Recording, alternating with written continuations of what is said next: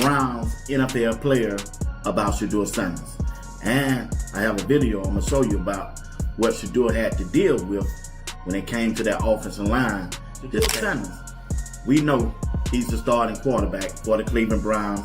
He has a big time opportunity this weekend to go up against Cam Ward and the Tennessee Titans.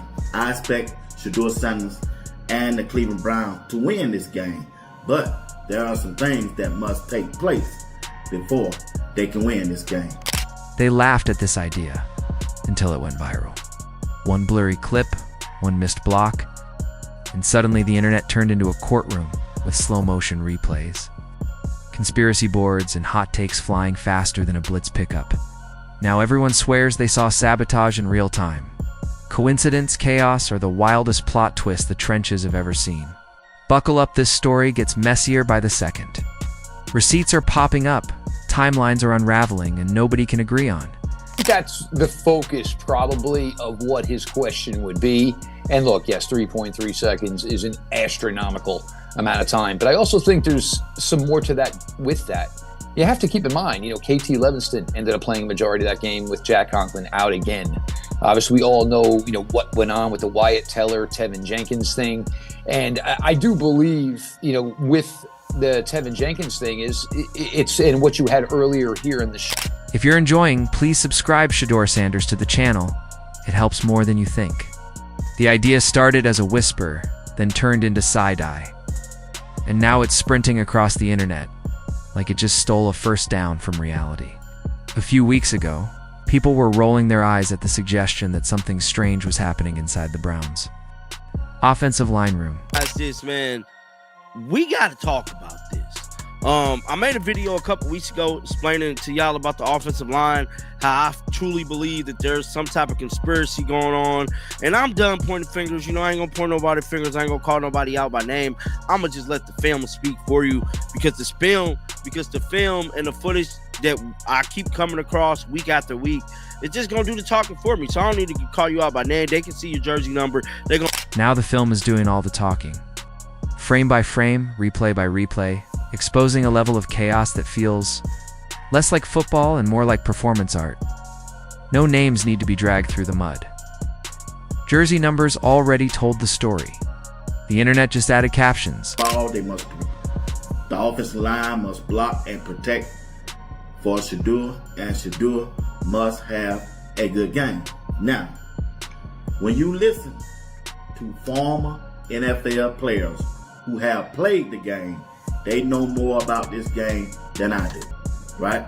I know what I have said this past week about Shedeur Sanders, but there's a learning curve that goes along with it. And suddenly, it's not just a bad block here or a missed assignment there.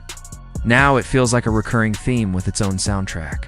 Shedeur Sanders lines up, the ball is snapped, and some mysterious force turns.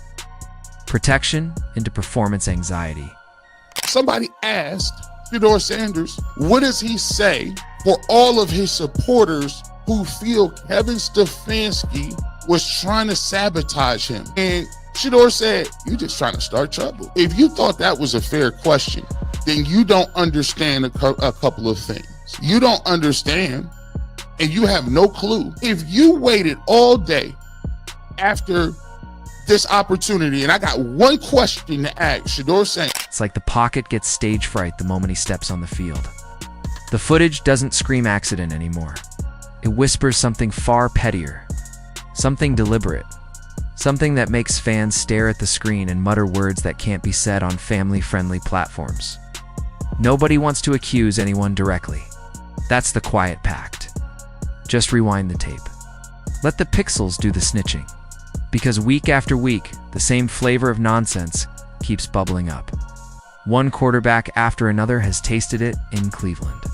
But Shedeur seems to get the extra spicy version. The chef's special of nonsense served with zero blocking and maximum drama. At this point, it's not even surprising anymore when the pocket evaporates like it's running late for another appointment. Not the usual football chaos where 5 massive bodies collide and someone loses balance. This stuff looks intentional in the way bad acting is intentional. You can feel the effort it takes to not try. Then came the clip that sent the internet into full detective mode. 4th and 1. 1 yard. The type of yard that decides careers, contracts, and weekends. Close to the red zone where hope still lives and field goals still feel like betrayals. All you need is movement forward. Push. A collective agreement that today, everyone is on the same page. Instead, what the world got was interpretive dance in cleats. Now, with that being said, I'm not trying to intentionally target Browns offensive linemen.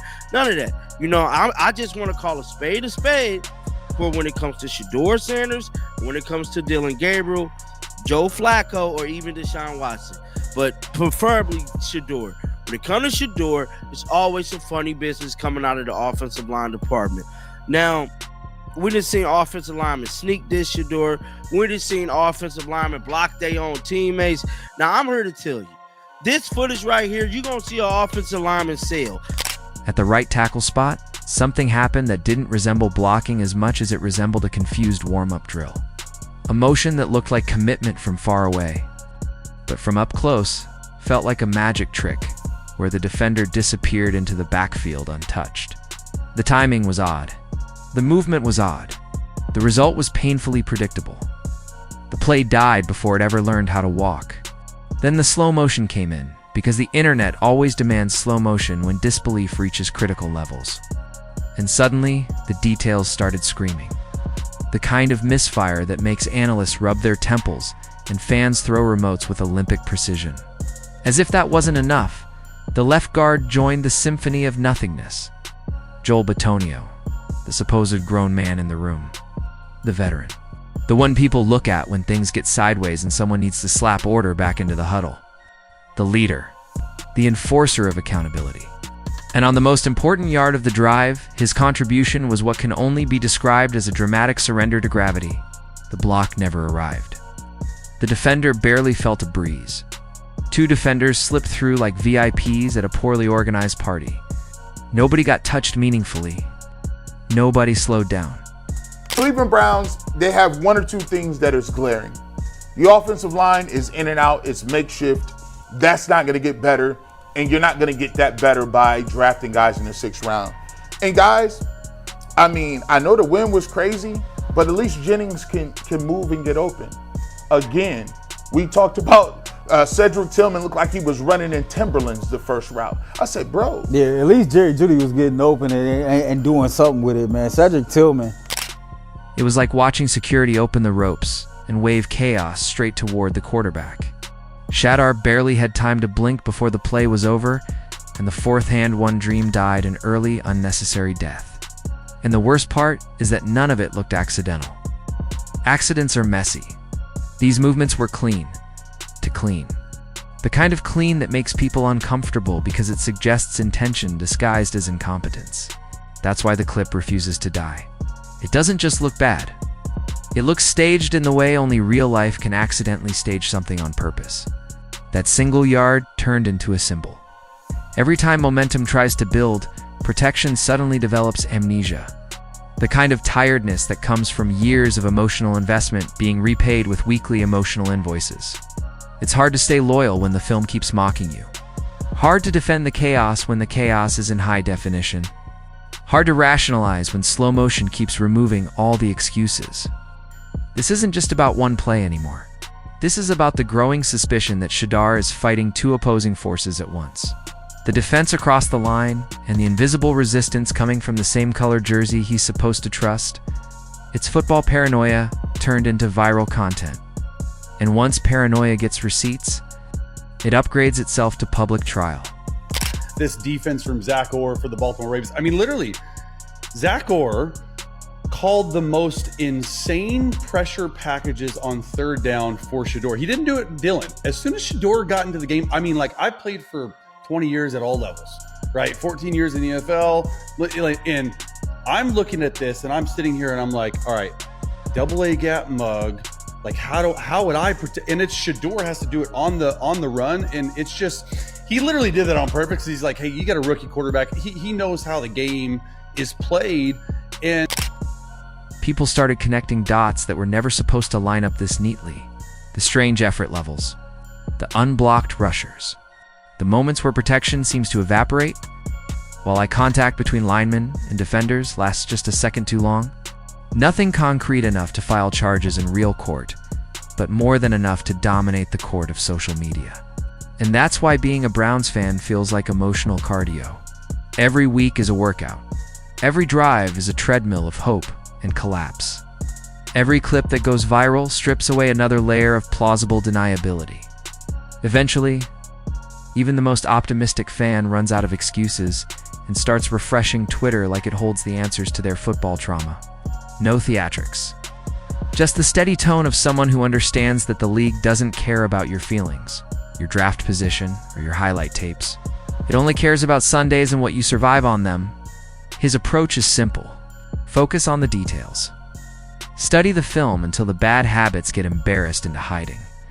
Place the ball where it needs to be and let everyone else handle their job. There's no room for ego in that mindset. Just repetition, discipline, and the understanding that bad plays don't get erased by good intentions. The glaring things that I see wrong with Shedeur is his feet in the pocket are absolutely a train wreck. The reason why Jerry Jeudy got mad is not because he overthrew him. He missed him in the first window. He should have thrown it sooner, been ready to throw it. Jerry would have caught it, run out the back door for a touchdown. Now, Jerry shouldn't have done that. I got that. But anyway, that's why he was angry. His anticipation's not there. When he's asked to make a play with the concept, other than the touchdown pass, which was a great throw, great play, he struggles with where his eyes are, where his... When the topic drifts toward Shedeur, the contrast becomes even sharper. Every rookie's journey is its own storm. Some get drizzled. Some get hurricanes. Some get hurricanes with broken umbrellas and missing rain boots. Cam doesn't pretend to know what's happening inside Cleveland's walls. He doesn't speculate. He doesn't dramatize. He just acknowledges that adversity wears different costumes in different locker rooms. The bond between him and Shedeur still exists. Even if their conversations have gone quiet under the weight of professional schedules and private battles, there's mutual respect there. Mutual understanding that survival in this league is less about spotlight and more about stamina. Staying healthy alone feels like winning the lottery with extra steps.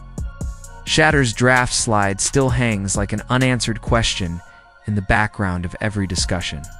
The explanation always circles back to destiny, preparation, and the long road of proving yourself right instead of proving critics wrong. The philosophy is simple in theory and brutal in practice. Losing teaches lessons that winning politely hides. Defeat turns every weakness into a flashing billboard. And the only way forward is consistency, so boring it becomes dangerous. The daily grind. The relentless refinement. The quiet confidence that improvement doesn't require applause.